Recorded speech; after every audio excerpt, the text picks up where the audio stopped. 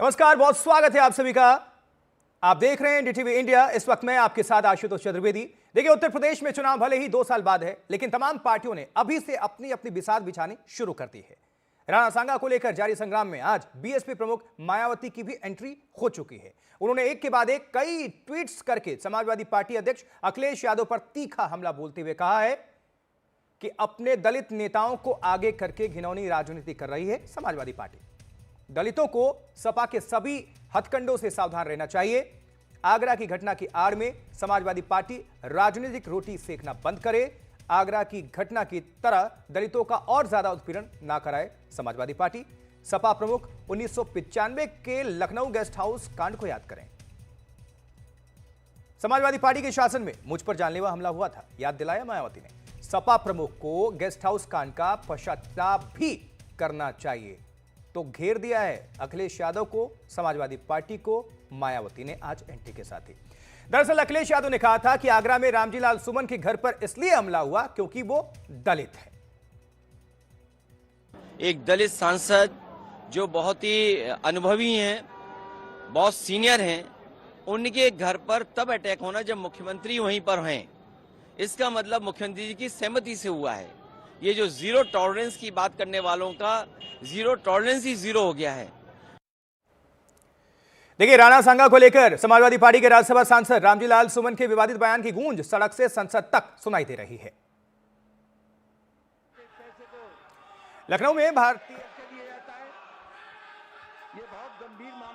किया, वहीं राज्यसभा में सत्ता पक्ष के सांसदों ने इस मुद्दे पर जमकर हंगामा किया। संसदीय कार्य मंत्री किरण रिजिजू ने कहा कि कांग्रेस को भी सपा सांसदों की बातों का खंडन करना चाहिए और इस पर नेता विपक्ष मल्लिकार्जुन खड़गे ने दलित कार्ड खेलने की कोशिश की, जिस पर रिजिजू ने कड़ा ऐतराज जाहिर कर दिया। इन्होंने वो मुद्दा उठाकर एक पे जान मारने की कोशिश करते हैं, उसके घर पे जाते हैं और उसकी गाड़ी तोड़ते हैं, घर तोड़ते हैं। ये अपमानजनक जो दलितों के खिलाफ हो रहा, ये कभी नहीं सहन करेंगे। हमारा लोकतंत्र में बोलने का आजादी तो है, हमारा देश नियम कानून से चलता है, इसमें कोई हम लोगों में विरोधाभास नहीं है। लेकिन आप बार बार ये कह रहे हैं दलित ने इसलिए अटैक किया है। आप जो वक्तव्य मेंबर इस सदन में देता है वो एक रेस्पॉन्सिबल स्टेटमेंट होना चाहिए, लेकिन आप कैसे जाम मार करके दलित ने इसलिए अटैक किया है, आप क्यों जाति को इसमें जोड़ना चाहते हैं? इसमें जाति धर्म का विषय ही नहीं है। ये एक मेंबर ने जो स्टेटमेंट दिया है उसको खंडन करने का विषय है। दरअसल ये पूरा विवाद तब खड़ा हुआ जब समाजवादी पार्टी के सांसद रामजी लाल सुमन ने राज्यसभा में राणा सांगा को गद्दार कह दिया है। अब इसके विरोध में करनी सेना के कार्यकर्ता आगरा स्थित उनके घर पर पहुंच गए और जमकर तोड़फोड़ की। अब समाजवादी पार्टी और कांग्रेस इस मामले को दलितों से जोड़ रही है। इस पर यूपी की जनता की भी राय क्या है, यह भी सुनना चाहिए। आपको सुनवाते हैं, सुनिए। देखिए, ये मायावती जी अपना गिरेबान खुद झांके हैं। अगर वो अपमानित हुई क्योंकि समाजवादी पार्टी के साथ भारतीय जनता पार्टी के विरुद्ध गठबंधन क्यों किया था, अपनी बातें भूल करके दूसरी की बातों पर कमेंट करना इनकी आदत रही है। इसीलिए उत्तर प्रदेश से समाजवादी पार्टी जो है बहुजन समाज पार्टी का तो सफाया ही हो गया है। समाजवादी पार्टी भी राणा सांगा जैसे हमारे जो आगर से उनके विरोध करके उनके एक सांसद ने विरोध किया, उनकी क्षुद्र मानसिकता का प्रतीक था। ऐसा नहीं कहना चाहिए, उन्हें इतिहास का ज्ञान नहीं था। मायावती जी जो कह रही हैं तो अपने हिसाब से ठीक कह रही है, लेकिन मेरा अपना मानना है कि आज जो राणा सांगा पर जो टिप्पणी हुई है, राणा सांगा के गुरु जो उनके राजकवि थे वो अपने वाल्मीकि जी थे और उनके परिवार के लोग, दलित समाज के जो लोग थे उनके मंत्रिमंडल में रहते थे। राणा सांगा जो थे इस देश के महानायक थे, जो विदेशी आक्रांता आए उनसे उन्होंने लोहा लिया और अपने देश और राष्ट्र और हिंदुत्व के लिए उन्होंने लड़ा है। और इस तरह की जो बयान देते हैं समाजवादी के सांसद, जो लोग जो जातवाद की राजनीति करते हैं, जो तुष्टीकरण की राजनीति करते हैं, आज समाजवादी पार्टी सिर्फ मुसलमानों का ही वोट बैंक चाहते हैं। आज हिंदू समाज एकजुट हो गया है। 900 चूहा खाकर हज को चली बिल्ली, तो वो कहावत है। मायावती जी ने दलितों के नाम पर 4-4 बार इस प्रदेश की मुख्यमंत्री बनी। आज जब उनका जनाधार खसक रहा है तो अखिलेश यादव के सांसद जो दलित पर आरोप की अनुचित कहा, मैं समझता हूं कि देश का इतिहास अगर देखा जाए, चाहे मुस्लिम समाज का हो चाहे हिंदू समाज का है, देश की जो भी कुर्बानी देश को आज़ाद कराने से लेकर के और दलितों पिछड़ों में व्यवस्था जो फैली है वो निश्चित तौर पर राष्ट्र के हित में नहीं है। देखिए उस समय की जो घटना थी वो भी बहुत निंदनीय थी, और आज जो घटना घट रही है, माननीय योगी आदित्यनाथ जी, माननीय संत महंत मुख्यमंत्री जी के शासनकाल में, आप ये बताइए, आज देश कानून से चल रहा है ना, संविधान से चल रहा है। आज राजतंत्र नहीं, आज जमींदारी प्रथा नहीं है। आप ये बताइए कि बराबर, आप इस पे आइए पहले कि कैसे करनी सेना पैरेलल सरकार चला रही है कि बुलडोजर और तलवार और लाठी डंडा लेके एक दलित सांसद के घर पहुंच जा रही है और गेट तक तोड़ दे रही, गाड़ी तक कूच दे रही है। तो ये संविधान और कानून का राज्य है कि ये साम्राज्य है और सामंतवाद का राज्य है? चलिए करते हैं इस चर्चा की शुरुआत। हमारे साथ शिवम त्यागी भारतीय जनता पार्टी के प्रवक्ता जुड़ चुके हैं, मनोज काका समाजवादी पार्टी के प्रवक्ता जुड़ चुके हैं, सतीश प्रकाश जी जुड़ चुके हैं, दलित चिंतक है। आप सभी का बहुत बहुत डिबेट में स्वागत है। और रणवीर हमारे साथ उत्तर प्रदेश लखनऊ से हमारे संवाददाता जुड़ चुके हैं। रणवीर, सबसे पहले चर्चा की शुरुआत से पहले हम जानना चाहेंगे कि उत्तर प्रदेश में क्या हलचल है इसको लेकर। ये आग अभी फिलहाल ठंडी होती दिखती नहीं है, इसके पीछे क्या मकसद है? देखिए 403 सीटें हैं यूपी विधानसभा चुनाव में, और अभी अगर इस मार्च महीने से लगा लें तो 2 साल का समय बचा है 2027 के विधानसभा चुनाव में, और सीधे सीधे हर राजनीतिक दल अपना अपना वोट बैंक सेट कर रहा है। पहले बात करते हैं सत्तारूढ़ बीजेपी की। बीजेपी को पता है कि उसकी पिच है हिंदुत्व की, इसलिए आप देखिए संभल केंद्र बिंदु है और संभल के जरिए हिंदुत्व की पिच पर बीजेपी खुलकर खेल रही है, जितना खेल सकती है उतना खेल रही है। वहीं अगर समाजवादी पार्टी को देखें तो पीडीए एक ऐसा हथियार मिला जिसके जरिए लोकसभा चुनाव में उन्हें फायदा हुआ है। उन्हें लगता है कि पीडीए को लेकर के आगे बढ़ेंगे और अपना वोट शेयर अगर किसी तरह बढ़ा लिया तो 27 का चुनाव उनके लिए आसान हो जाएगा। और इसीलिए रामजी लाल सुमन के जो बयान को आप देखिए तो रामजी लाल सुमन का बयान आया, विवाद शुरू हुआ, विवाद आगरा में हुआ, और उसके बाद अखिलेश जी ने, जो अखिलेश यादव पार्टी के अध्यक्ष हैं, उन्होंने ट्वीट करके एक लाइन पहले ली कि वो इस बयान के पक्ष में नहीं है, ये पार्टी की लाइन नहीं है। लेकिन उसके बाद ये तुरंत मामला पीडीए का हो गया, दलित से जुड़ गया, और दलित से जुड़ने के बाद इस मामले ने जिस तरह से पीडीए बनाम अगड़ा बनाम पिछड़ा या अगड़ा बनाम दलित की जो लड़ाई चल रही है उसमें समाजवादी पार्टी अपना फायदा देख रही है। अब मायावती की बात करें तो जाहिर है कि मायावती, उनका वोट बैंक 32% एक जमाने में होता था, घटते हुए 22 आया, फिर 19 आया, और अब वो 9%, 9 पॉइंट समथिंग 10 के नीचे है। तो 10% के नीचे वोट शेयर चला गया, यानी कि जो उनका कोर वोट था उसमें बहुत तेजी से कमी आई है। और ऐसे में समाजवादी पार्टी की एक कोशिश मायावती को नुकसान पहुंचा सकती है। इसलिए मायावती ने हाल फिलहाल में पिछड़ों की एक बैठक कर दी, दलितों के साथ पिछड़ों का समीकरण बनाने की कोशिश है। तो कुल मिलाकर के 2027 लक्ष्य है और अपना अपना वोट बैंक साधने की एक कोशिश उत्तर प्रदेश में चल रही है। मतलब सब कुछ ये चुनाव के मद्देनजर वोट बैंक के लिए हो रहा है। बहुत बहुत शुक्रिया रणवीर इस पूरी खबर पर दर्शकों को अपडेट करने के लिए। अब हम चर्चा की करते हैं शुरुआत। शिवम त्यागी हमारे साथ जुड़े हैं बीजेपी से, मनोज काका समाजवादी पार्टी से, और सतीश प्रकाश जी दलित चिंतक है। लेकिन हम शिवम, चूंकि आप सत्ता पक्ष में हैं, हम चाहेंगे कि मनोज काका के साथ शुरुआत करते हैं, क्योंकि जो शुरुआत हुई है इस पूरे बवाल की, इस पूरे संग्राम की, वो समाजवादी पार्टी की तरफ से। मनोज काका जी, आपने भी पढ़ा होगा, हम सब ने भी पढ़ा है, जो भी हमारे हीरो हैं देश के, जो भी हमारे महापुरुष हैं, उनको सम्मान करें, लेकिन उनके लिए अमर्यादित शब्दों का इस्तेमाल करना, गद्दार कहना, क्या यह सही है? पहला सवाल। आशुतोष जी, किसी के लिए भी जो गद्दार शब्द है, वो किसी के लिए भी गद्दार शब्द का प्रयोग किया जाना ठीक नहीं है।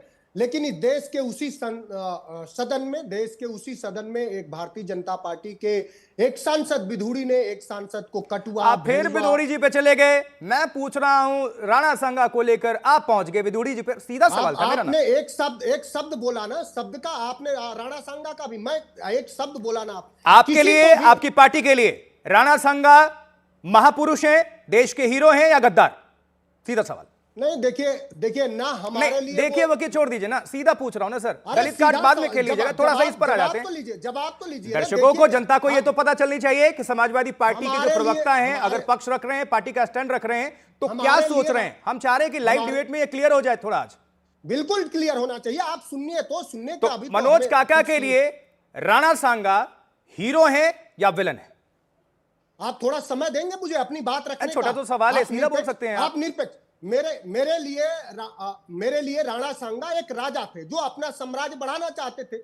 अगर आप इतिहास पढ़ लें, जिन शब्दों का उन्होंने प्रयोग किया है वो शब्द बिल्कुल कहीं से भी, अगर इस देश के सर्वोच्च सदन में उन्होंने जिन शब्दों का प्रयोग किया, तो सर्वोच्च सदन में अगर वो शब्द असंसदीय थे, अलोकतांत्रिक थे, लोकशाही के संबद्ध नहीं हो रहे थे, तो उन शब्दों को सभापति को पूरा अधिकार है कि स्पंज कर दे। लेकिन फिर आप किसी को सवाल का ये सामना अधिकार नहीं कर रहे हैं, फिर घुमा रहे बिल्कुल हैं। सामना कर रहे हैं। अभी सुनिए ना, थोड़ा पार्टी अरे लाइन से मेरी हटकर बात तो सब अपने पूरी हो दिल में जाने क्या दीजिए। चल रहा है मेरी थोड़ा पूरी बात तो देखिए। पूरी अच्छा, हो एक बात जाने- बताइए, मेरी पूरी बात आपके हो वोट जाने बैंक की दीजिए। जब तक बात होती है तो हमेशा आप सबका वोट लेने का अधिकार है आपकी पार्टी का।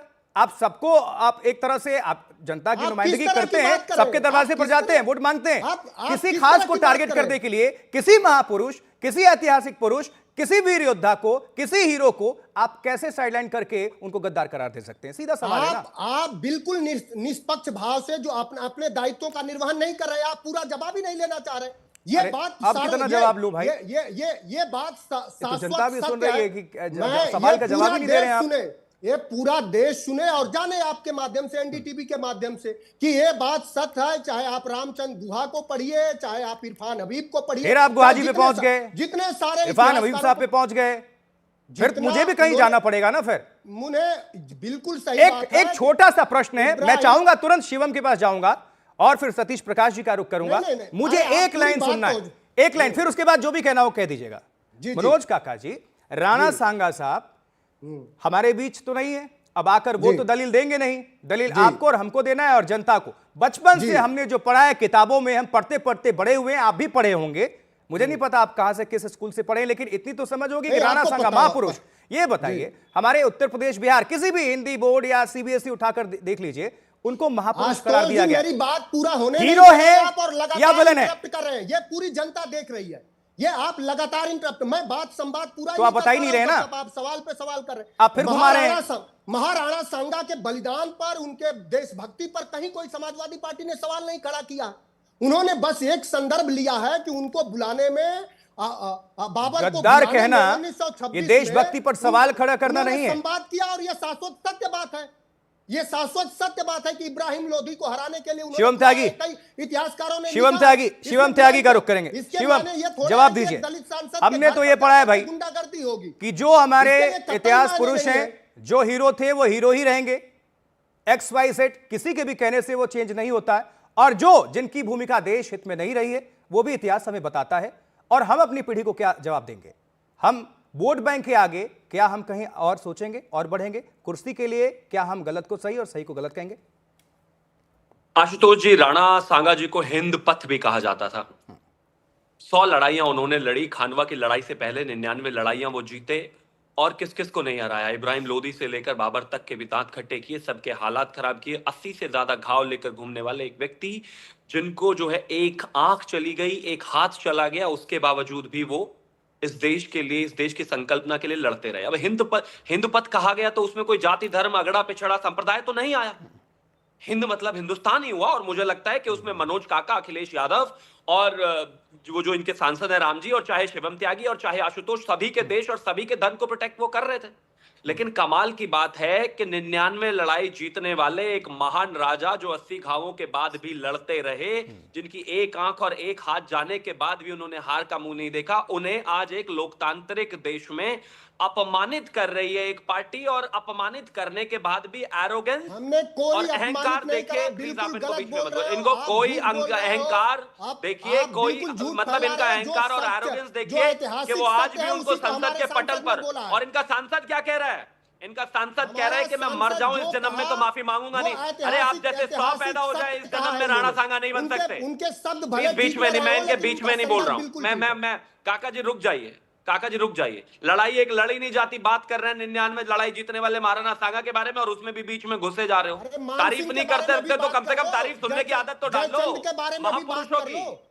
नहीं मान बस सिंह करिए। के बारे में भी बात दलित और कर लो, पिछड़ों की बात जयचंद के नहीं करो बारे तो में भी ज्यादा बात बेहतर कर है। लो। आज बहन जी ने आईना दिखाया है ना। दलितों को गाली देने वाले, अपमान करने वाले, उनको जान से मार देने की कोशिश करने वाले, दलितों का अत्याचार करने वाले, आज दलितों पर भाषण दे रहे। प्लीज बीच में मत बोलिए, मैं आपके बीच में नहीं बोला।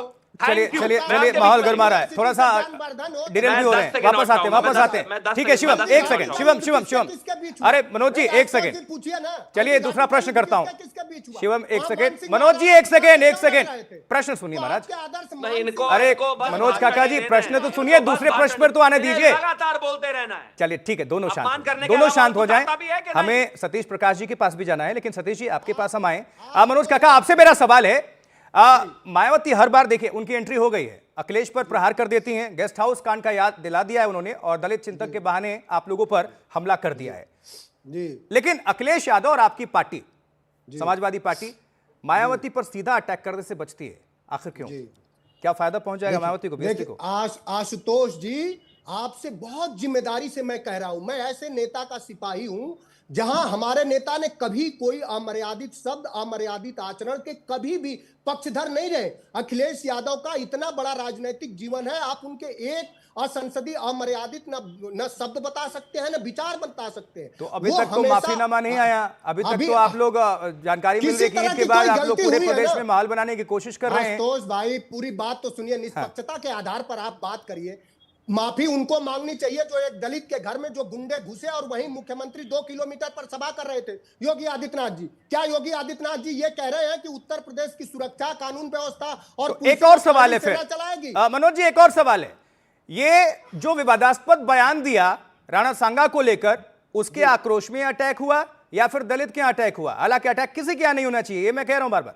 मैं ये कह रहा हूं कि वो उस भाव का, वो सर्वोच्च जाति और श्रेष्ठता, जिन लोगों को जो लोग जाति विमर्श और जाति गौरव से भरे हुए हैं ना, जो हमेशा सामंती व्यवहार किए हैं सदियों से, जिन लोगों ने दलितों के गले में हांडी कभी बधवाया था, जिन लोगों ने दलितों के कमर में कभी झाड़ू बधवाया था, जिन लोगों ने ये चाहते हैं कि दलित उनके दरवाजे से जूता पहन के ना निकल जाए, उसी मानसिकता ने उस दलित के घर पर हमला किया। कौन नहीं जानता था? उस दिन तो वो सांसद जी सदन में थे, अपने घर में तो थे नहीं, उनकी बहन बेटी और उनकी बूढ़ी नहीं तो मुलायम सिंह उनके घर के बूढ़े बुजुर्ग थे, उस पर हमला किया गया। कौन सी मानसिकता ने हमला किया था? हम उसका कुमारी मायावती पर गेस्ट हाउस में कौन सी मानसिकता ने हमला किया था? उन पर अत्याचार, गाली देना कौन सी मानसिकता ने किया था? उनको मार देने की साजिश कौन सी मानसिकता ने की थी? अखिलेश यादव के पिताजी ने क्या किया था बताइए जरा, वो कौन सी सामंती मानसिकता थी? सरकार जाने के बाद सामंती मानसिकता बदल गई। रहने दीजिए बस, आप रहने दीजिए, भाषण मत कीजिए। गेस्ट हाउस में घुसकर देश की सबसे बड़ी दलित नेता को मारने का, हत्या करने की कोशिश कर रहे हो, प्रयास कर रहे हो, दलितों के नेताओं को मारना चाहते हो, खत्म करना चाहते हो, राज्य दलितों का भाषण दे रहे हो, सबसे ज्यादा अत्याचार बेशर्म आप है। इस बंद करिए इस बेशर्मी राजनीति को, बंद करिए इस बेशर्मी राजनीति को। दलितों के हत्यारे, दलितों के पीछे उनका अपमान करने वाले समाजवादी पार्टी वाले चलिए चलिए ठीक है, 24 घंटे थोड़ा पानी पीजिए आप लोग दोनों, पानी पीजिए, माहौल बहुत गर्म हो गया। हम अब लेकर आते हैं सतीश प्रकाश जी को। ठीक है मनोज जी, शिवम भाई, मनोज जी, दोनों से मेरा आग्रह है, चूंकि कुछ ही मिनट शेष हैं तो मैं चाहता हूं सतीश प्रकाश जी बीच में आए। सतीश जी, आप दलित चिंतक भी हैं, आपको क्या लगता है इसके पीछे इनसाइड स्टोरी क्या है? क्यों ऐसा हो रहा है? क्या सब कुछ वोट बैंक है? क्या दलित कार्ड खेला जा रहा है? सबके पीछे चुनाव और कुर्सी है? नहीं आतुष, ये तो प्योर राजनीति है ना। यहाँ कोई राणा सांगा जी का सम्मान बचाना या राणा सांगा जी भारत का इतिहास बचाना या भारत के जो कोई भी व्यक्ति है उसको लेकर के, उसका सम्मान को लेकर के नहीं है, ये तो प्योर राजनीति है। और ये राजनीति समाजवादी पार्टी और बीजेपी मिलकर के कर रही है। अगर करनी सेना ने, अगर कोई सांसद राज्यसभा में कोई बयान देता है और करनी सेना उनको बाकायदा धमकी देती है, तो रामजी लाल सुमन जी को संबंधित थाने में जाना चाहिए था और उनके खिलाफ, उस संगठन के खिलाफ FIR दर्ज कराते। दूसरी बात, अगर सरकार चलती है, उसका पूरा सिस्टम होता है, अगर कोई व्यक्ति या कोई समूह जाकर के किसी सांसद के ऊपर आक्रमण कर रहा है तो सरकार को पहले ही उसकी आप बहुत सारी गुप्त समस्याएं होती है, सूचनाएं होती है, जिनके आधार पर मुकदमा दर्ज करके इस घटना को रोका जा सकता था। लेकिन ना, चाहे समाजवादी पार्टी हो चाहे बीजेपी हो, उनका उद्देश्य इस मामले को शांत करना नहीं था। उनका उद्देश्य ये था कि इस मुद्दे के ऊपर ज्यादा से ज्यादा चर्चा हो। आप पिछले समय में देखेंगे, कौन औरंगजेब, कहां से औरंगजेब, आप बार बार निकाल करके एक पार्टी लेकर के आती है, बीजेपी उसके ऊपर रिएक्शन देती है, राणा सांगा जी को लेकर के जिस तरह की रिएक्शन दे रहे हैं। अरे भाई राणा सांगा जी देखो एक राजा थे और राजा की कोई जात नहीं होती, राजा का बिल्कुल। कोई धर्म नहीं होता। एक राणा सांगा जी बहुत बेहतर रणनीतिकार थे। जब उनको लगा कि दिल्ली का ठीक है, इब्राहिम सतीश जी। लोदी कहीं ना कहीं उनके राज्य की तरफ ज्यादा बढ़ने की कोशिश कर रहा है, तो ऐसे समय में उन्होंने अगर बाबर को, जो बाबरनामा में जिस तरह ठीक का है। दावा किया गया है, अगर सुनिए एक रणनीतिकार, सतीश जी, एक लास्ट बेहतर 10 राजा, सेकंड्स, वक्त की मजबूरी है। सुनिए मेरी बात तो सुनिए, मेरी बात तो गलत, सुनिए। दौलत खान ने इनवाइट किया अगर था, सुनिए, दौलत आप खान मेरी ने बात- अब इसके लिए हम निमंत्रण एक दिया था नई बाबर चर्चा को। रख लेंगे, इसके लिए हम नई चर्चा रख मुगल लेंगे, वर्सेस भाई क्योंकि देवनाथ वक्त की सरकार पाबंदी ये है, था, आप हम लोग सभी को हिंदू मुझे बात यहीं को पर समझ रुकना में आ होगा। जाएगा। सतीश सबसे प्रकाश ज्यादा जी, सुनी की है इस चर्चा का हिस्सा बनने के लिए बहुत बहुत शुक्रिया। शिवम त्यागी जी, आपका बहुत बहुत धन्यवाद। मनोज काका जी, अपनी पार्टी का पक्ष रखने के लिए आपका बहुत बहुत धन्यवाद। लेकिन अब हम जनता पर छोड़ते हैं कि जो कुछ भी ये हो रहा है, राणा सांगा को लेकर जो भी स्टेटमेंट्स हैं, आपकी राय क्या है? आपके मन में कुछ आता है तो आप एनडीटीवी इंडिया पर आकर, आप सोशल मीडिया पर आकर मुझे पर्सनली आप लिखकर बताइए, और हम कोशिश करेंगे कि आप में से जितनी भी जनता है, हम अपने सोशल मीडिया के थ्रू भी आपको लेकर आएं कि पोल क्या है और उसमें जवाब क्या है, जनता क्या सोचती है। आज के इस डिबेट में फिलहाल इतना ही। मुझे आशुतोष चतुर्वेदी को दीजिए इजाजत। देखते रहिए एनडीटीवी इंडिया, खबरें लगातार जारी हैं।